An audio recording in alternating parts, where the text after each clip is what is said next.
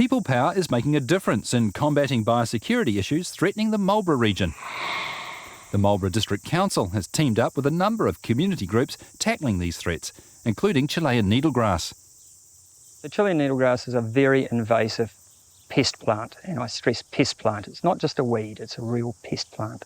It's very invasive and it's also very unpalatable to livestock. You combine those two things together and it has a tendency to take over if not managed.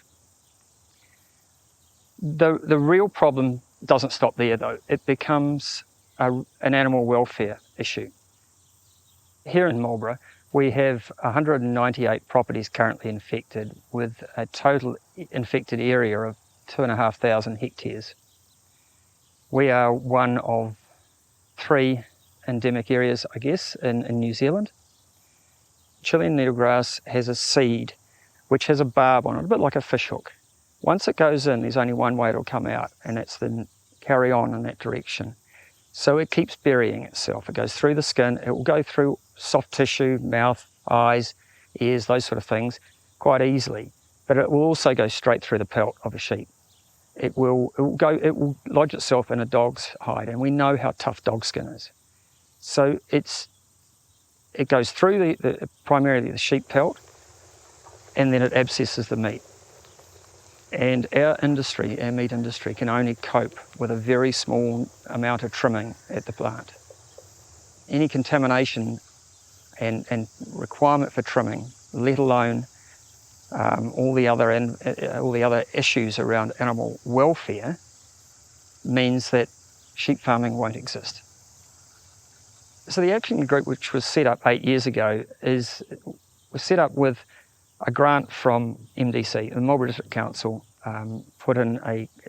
gave us a grant to enable facilitation, and we use the New Zealand Land Care Trust, who've got amazing people who work in that space, and so that provides the facilitation. And obviously the group members are all community volunteers. They provide their own expertise, time, and then over and above that, we can apply for grants for doing things, for various projects.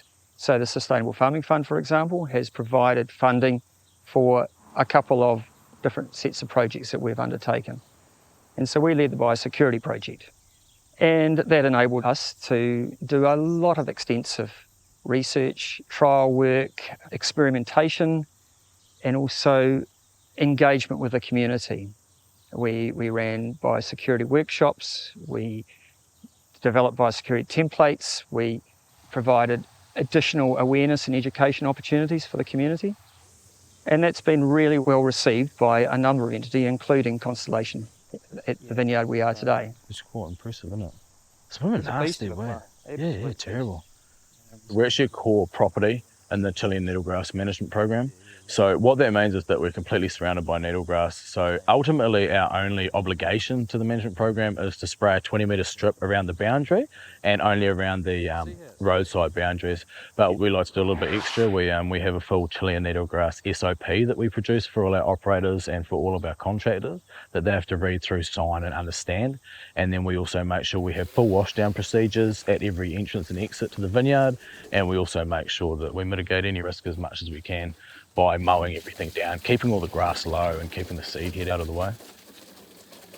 In terms of management around the Chilean needle grass that we have on the site, we're using a trial that we're doing in these rows behind me here, whereas what we're doing is we're spraying out every second row. We're not cultivating it because we want to look after the soil structure. We want to make sure that we can maintain that integrity and structure in the soil. So what we do is we spray it out 3 times with glyphosate throughout the year. And then what that does is when the shoots come back up, it's knocking them back down again and making sure we get a really good kill rate. Then we direct drill it with Niue ryegrass. The Niue ryegrass is really good because it's a hard-wearing species. It grows quite quickly. It competes with the needlegrass really, really well.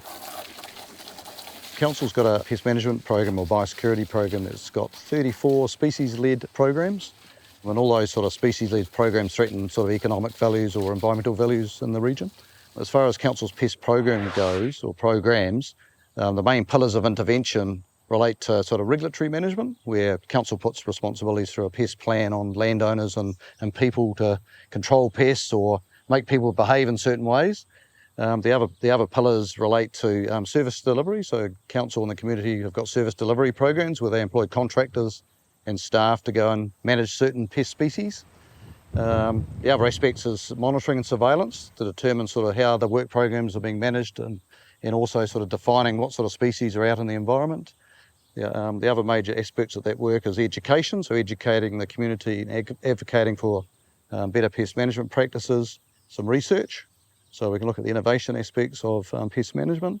And finally, one of the main critical ones is community partnerships and working with individuals. So that's probably one of the most critical parts of our work, is getting ownership in the biosecurity system to everyone so everyone can contribute to actually achieving really good sound outcomes.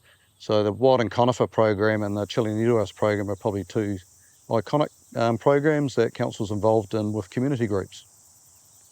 The benefits of the community-led projects provides a lot of connectivity between stakeholders, the council's government and the community in delivering sort of pest management outcomes. So it's really important that you empower those community groups to actually achieve those outcomes.